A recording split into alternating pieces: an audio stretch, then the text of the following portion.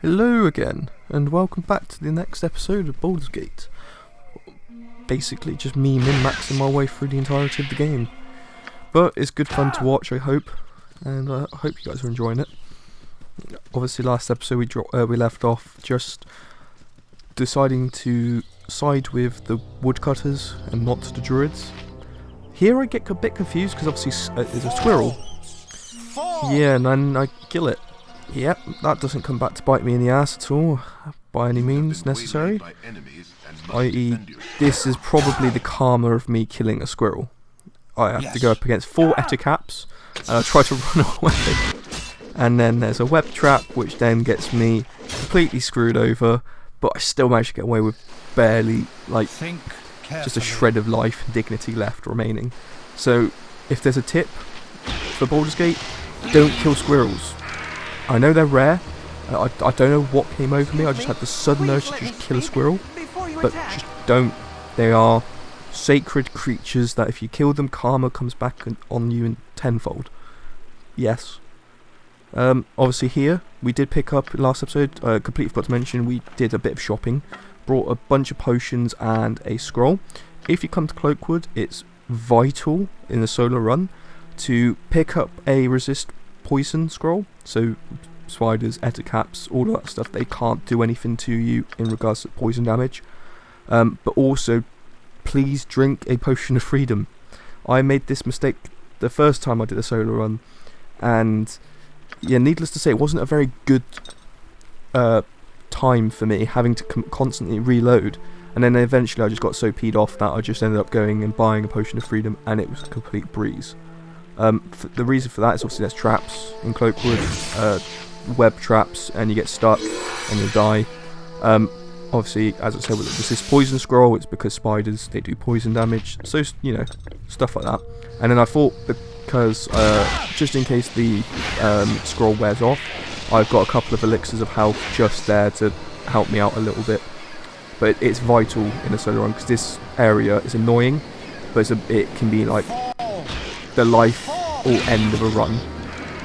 Yeah, so once you get past this bit, that's when the game starts to pick up a lot more, become a lot faster. But it can also be the death of anyone's sanity, like it was the first time I ever solo runned it about 6 years ago. And that being said, I think I've only ever solo runned about, I'd say, I've solo run about 50 characters, because I do like playing with a party. But I also find that when I'm watching party playthroughs on YouTube, the gameplay's a lot slower, so I kind of get a little bit not bored, but like a bit more preoccupied. Like I'm basically like a magpie. I see something shiny and I'll watch that, and then I'll see something else that's shiny, and then I'll end up watching that, completely forgetting to watch the rest of the series or whatever.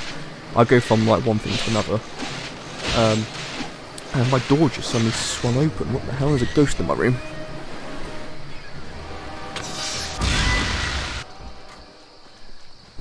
Well, that was not weird at all. I'll try and cut that little bit out, but yeah, weird.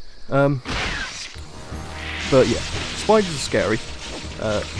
Especially the sword spiders, because they hit frequently, they're really fast, and they have got decent AC. Which means, you know, hitting them is a bit difficult, or something. I don't know. So coming into this bit, I wanted to quick save, but I realised I couldn't because of the web traps.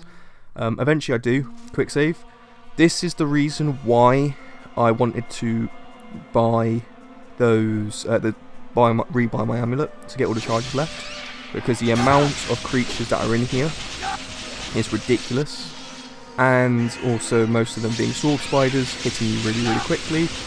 It is a very scary place to be. Yeah. So I just start spamming these fireballs.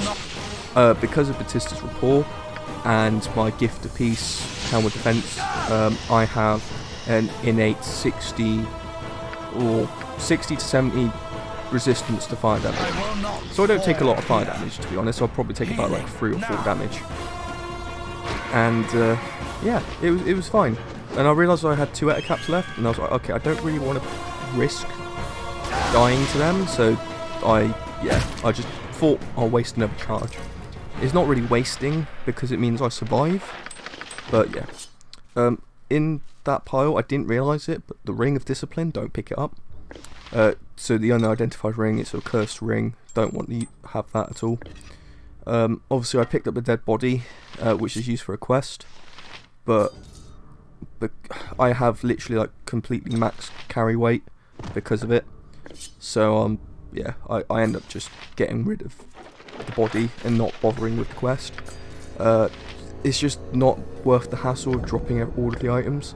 And I have a feeling that if I dropped all of my items as well and still carried the body, I don't think I would have been able to like, you know, carry him anyway, just because there are some things on my person I don't want to risk losing. So because I've got basically my staff, the armour's, you know, I can buy that from a merchant or whatever, yes, but I didn't want to lose the staff, didn't want to lose my cloak, didn't want to lose the girdle, and to be fair, the staff is the heavy thing as well as the armour. And so to be fair, the helmet's not, you know, light either. And I didn't want to risk just dropping them on the floor. And then obviously I needed to rest. As soon as you rest, items despawn, or at least that's what I think. So I thought I might lose all of my items. However, I did go over to him and speak to the brother, just because I thought if I've had him in my inventory, then it might still trigger the dialogue of him being dead. Unfortunately it doesn't. You do have to have him in your inventory. So again, I just didn't want to have to risk losing my items that I'd previously gained. Before you attack. To be fair, now looking back at it, I could have probably just dropped my full plate armour and that, and the big two-handed sword I picked up. I think it's like the Bane of Spiders, whatever it's called, and then that might have been enough. However, I didn't do it, so that remains to be seen. Normally, on a normal run, I would have been able to hand in that quest, but because my strength was 18 over 11 and not above the 18 over 50 mark, my carry weight was significantly lower. I think it's twice as low as what it should be, because when you have a carry weight of like 1850 and above, you have a carry weight of like 500. Because I had it under, I had a basic 18 basically, it's like 250 or whatever it was, 300, I don't know. At least that's what I think. Can't remember off the top of my head, but I remember I could carry a lot more when I had higher strength. When we're going through, when I get my strength time, I'll hopefully realise that my carry weight's gone up a little bit, maybe, I don't know. But that's as far as I'm concerned. Finally we get out of that bit. That part of Cloakwood is like the hard bit, if anything. So yeah, and then we pretty much skip all the rest of this place. Obviously Aldoff was down there if you wanted to pick up an evil bard as a companion. This is a solo run, so we're not doing that. And yeah, we just carry on going through.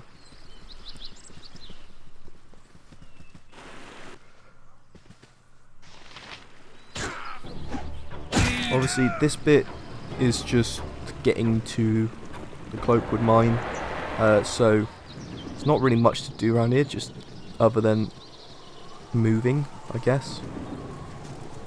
Just getting through. There's nothing really of note around in this area, as far as I'm aware. There might be, I think, cordon is somewhere in this section. Again, I don't know. I don't particularly play with companions anymore. It's only in recent years that I've been doing solo runs. My first one I did 6 years ago, and then it's in the past couple of years where I've started playing this game again. Well, past year of playing this game again. I've only been playing solo runs and hardly party playthroughs, stuff like that. Now we finally get into the actual, you know, the crux of this quest, getting to the mine. This guy here finally means we can get the Boots of Speed, which is fantastic. So I rage here just in case any spells get thrown my way, but he drops Boots of Speed, which will significantly speed up gameplay, which I love. I think that's brilliant. It means I can actually start getting stuff accomplished and done. Obviously, for some reason equip the boots of speed, and then I decide to equip the boots I was already wearing. I don't know why. I know the boots I am wearing currently before getting the boots of speed. It's to do with arrows, it's arrow defense, resistance against whatever. But boots of speed are just in general better for mobility, especially for a berserk, any fighter character on really any melee character, because you can zip around really quickly. It's actually really good for an archer as well. But yeah. I should have put the boots of speed on, but I think it's because what was going through my head at the time was I had the potion of haste drunk, so it was like I don't really need to wear them because I've already got the haste spell or whatever. I don't know. I think that's what was going through my head at the time. I was trying to be clever. To be fair, I think we're at this point where we are very strong right now. We've got pretty much every item that we need. We don't really need to rely on potions too much.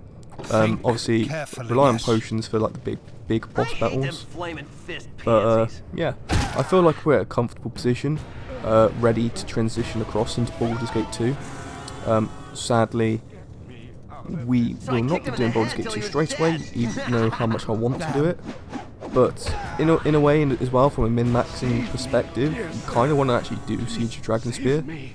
And speaking of which, Siege of Dragonspear is apparently quite a controversial game, or well, DLC add-on. I like to see Siege of Dragonspear as a separate game in itself, because it is like Throne of Baal. It is like, I see Throne of Baal as a separate game, not an add-on, because it adds on to the story, but in a different way of it being a completely new game. That's how I see it. I know it is an add-on, but yeah. But a lot of people seem to not like it. I don't know why. I enjoyed it. I enjoy pretty much everything that you know, all of the Baldur's Gate stuff that's come out, and I like the idea of it adding on to the story, because it's like a little prologue to Baldur's Gate 2. It tells you what's actually happened after, and you realise that your character's actually hated because of events that had transpired. You know, it's interesting. I like the storyline. Obviously, coming down, we're actually getting towards the end now. I end up getting hit by all of these magical traps. I completely forgot that bit even existed. So I was like, oh crap, I need to heal. I have people coming after me. Luckily these guards are stupidly weak. They barely hit me. I think literally they need to hit like a critical 20 just to hit me. I end up trying to rest here, but bloody hell, all of these guards just spawn out there, so I just start using my amulet just to blow them into wind. That's one of the things about this area in itself, is if you rest, you will get swarmed by all of these guards. And I don't necessarily like. I think I started playing more like a speedrunner at this point, because you guys know I can take these guards out, but it started just getting a bit annoying because like it's just I'm trying to rest, trying to carry on, but I couldn't, so I just start save scumming it. So basically I just kept reloading the save until I actually finally could rest, because at the end of the day we're not playing a proper game, we are just min-maxing. I do apologise guys if you don't like that, but yes, I just wanted to show you how to play the game from the optimal perspective, because you can utilise these skills as a normal party playthrough character. It's just obviously going to be stunted in regards to character development of one person, but you're still going to have 6 people there to outweigh that, I guess. But yeah, it was weirdly enough though that when I played as a party character, I never managed to get to max level, and that is me doing pretty much nearly everything I can find, XP maximising, and also doing Dialects out, and I still only managed to finish the level finish the game as level 7. I didn't understand that, but yeah, it is what it is. Well, here I made a vital mistake, a really stupid mistake. So I had to reload. So I used my amulet, and it killed the cook, which means I got a reputation decrease of 4 because I murdered someone. So I literally just reloaded my save, which is karma for doing the save scumming, I guess. So basically, it's as if nothing had ever happened. I still, yeah, it's karma, guys. Trust me. So hopefully now you guys feel a little bit better because of you know, karma's kicked my ass. Yeah. Leveling up. Obviously, we're level 8 at the moment. When we level up one more, that's when we put the next pip into quarterstaff. So we'll have Grandmaster in quarterstaffs, which means we are basically OP as anything. Obviously, if any of you guys are out there that know more about Baldur's Gate than me, which probably is most people, can a Berserker Mage still use swords even though they're a mage? Because when I was talking to a friend of mine, he told me that you can only when you dual class into mage, you can only use mage specific items, very similar to like a cleric. So obviously, if you're a fighter cleric and yet you have pips and swords, you can't use the swords because you can only use stuff that's a cleric. So I'm feeling I might be a little bit stupid using a staff when I could be using dual weapons. Like I could have a pip and scimitars, and then I could use katanas to get myself ready for Baldur's Gate 2. So I know I can do that with a Kensai. So as a Kensai, I think I ended up going along the route of Celestial, Fury, and Belm, I think. But a friend of mine said Kundane, the short sword that gives you the +1 speed, apparently it's better. So yeah, but I have a feeling that I'm being stupid here using quarterstaff when I could be optimizing more and using basically 2 weapons, scimitars and something else, no idea. Probably between warhammers and between katanas. Katanas are really good, but Cromthea is, I think, the best warhammer in the game. I think, I'm not entirely sure. Yes. Longsword's pretty decent in Baldur's Gate 2 because you've got your equalizer, which I don't think it's the best. It's definitely not the best, but it's good. But you also have what's the Black Razor, which I think Black Razor is incredible. It's definitely one of the best, just because of the level drain. Anyway, finally getting into the last room here. I wanted to fight these battle horrors one by one because they offer 4,000 experience, but they are quite scary. They're very good, they're very strong. Basically, I fear them more than I do the bloody boss of this cavern. Mind you, that being said, I use a resist magic spell scroll thing, I believe. It's either that or I use one of the potions and he can't touch me. Eventually, yeah, I try to rest and I keep getting attacked, and eventually, yeah, so I don't save scum there. Or rest scum, whatever it's called. Just before the final battle ensues, I just try to organise what's left of my inventory because I have literally no space left. Then I realise I can actually equip weapons that I don't use to my hotbar to actually take up a bit more space, which is good. It's quite funny. So here I'm just drinking a bunch of potions because I know what's coming. I know it's the bad guy. Basically, yeah. He was a breeze though, in all fairness. Mind you, that being said, so was Saravok. There you go, I equip him to my quick weapons.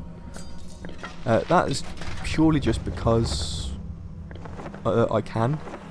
It frees up inventory space, and it doesn't really do much else other than that. Kind of a weird exploit, if you can call it that. I guess it's not. It's basically like just taking stuff out of the backpack and equipping it to your belt. But then can you just imagine a guy with a staff on his back, and then a mace, a sword, and a flail all equipped to his belt? That would make moving impossible. There you go, yeah, so I used the resist magic scroll. That's basically, in all fairness, all I needed. I didn't need to go so overboard with all these potions. There's not really a point to it, but because I had the money, because I had the items and the potions, I did.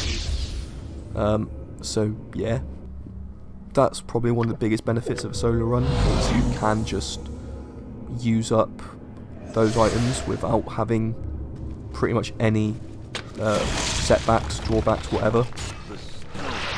And then you'll see that basically he just does nothing to me. He just basically teleports around while I'm just beating the crap out of him. That Battle Horror is the only thing that worries me, because that Battle Horror is the only thing that could do damage and hit me.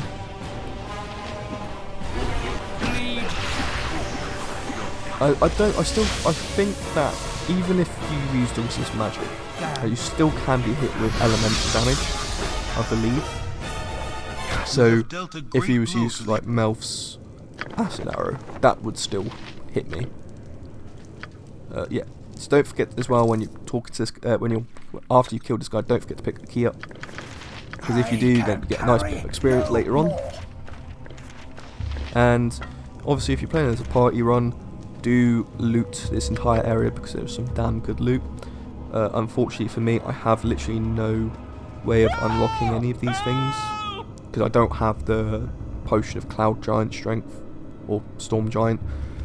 So I can't actually open these chests, because I think you need to have like 23 strength to be able to break the lock.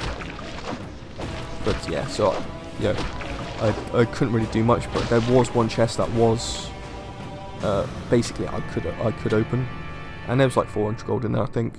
Was it 1,000? There's 1,000 gold in there. So good. One of these scrolls was cursed, I believe. I couldn't remember which one. But in all fairness, I never used them anyway. I just put them into my scroll case, just in case, maybe for one day in the future, if I ever did need them. But I identify everything before I use it anyway.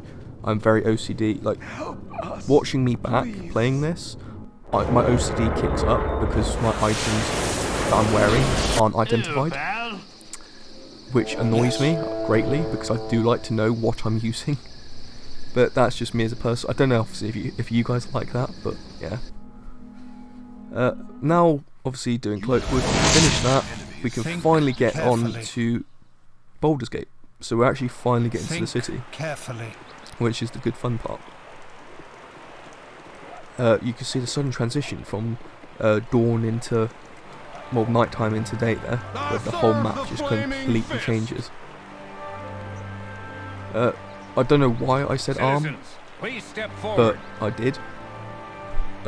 Just the first place that my mouse just hovered over, so I just clicked randomly. If I was role playing, I probably would have said like Candlekeep, but I just couldn't be asked.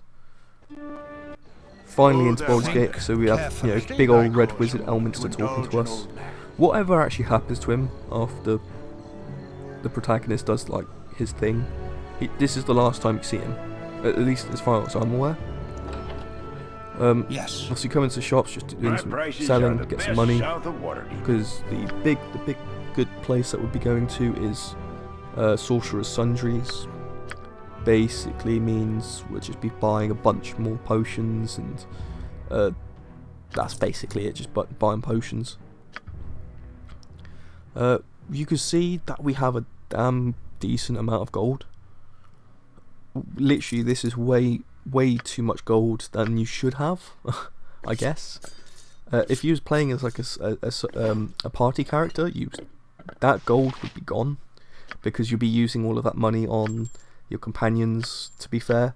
But then that being said as well, you won't be selling as much either, because you'll be dishing out the loot. So like the Spider's Bane sword I would have given to Minsk, Rashad's Talon I would have given to Jaheira, Druid's Wing, I promise you I don't speak like Mike Tyson.